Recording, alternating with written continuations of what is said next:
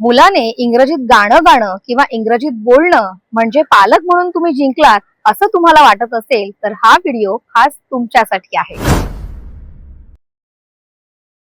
हल्ली सगळ्यांनाच इंग्रजी भाषेचं वेड आहे। भाषेचं वेड असायलाही हवं, कारण भाषा शिकणं केव्हाही चांगलं। पण बाळ बोलायला शिकत नाही त्याच्या आधीपासूनच काही जण त्यांना इंग्रजीचे डोस द्यायला सुरू करतात। आता उदाहरणादाखल सांगायचं झालं तर अगदी साध्या साध्या क्रिया म्हणजे उठ, बस, जा यासाठी stand up, sit down, come here, go असे इंग्रजी शब्द वापरणं।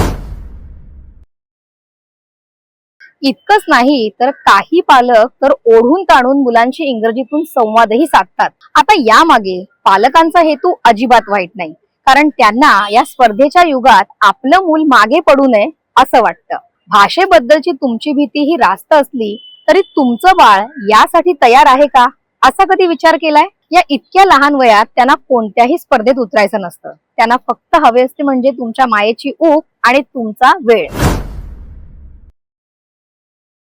आणि यासाठी तुम्ही तुमच्या मातृभाषेचा उपयोग केला तर ते त्यांना अधिक कळतं। मग तुमची मातृभाषा कोणतीही असली तरी ती त्याच्यासाठी ही पहिली भाषा असते। इथे पहिली भाषा मराठी, शुद्ध मराठी असा भेद आम्ही अजिबात करणार नाही। पण जर तुमची पहिली भाषा मराठी असेल तर तुम्ही तुमच्या मुलाला अभिमानाने मराठी शिकवा।